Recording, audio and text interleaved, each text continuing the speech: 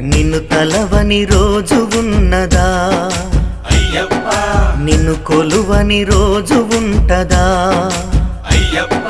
నువ్వు లేని చోటు ఉన్నదా అయ్యప్ప నువ్వు రావనే మాట ఉంటదా అయ్యప్ప నిన్ను తలువని రోజు లేదు నువ్వు లేని చోటు లేదు నిన్ను ధ్యానించకుంటే నాకసలే బతుకులేదు నిన్ను తలువని రోజు ఉన్నదా అయ్యప్ప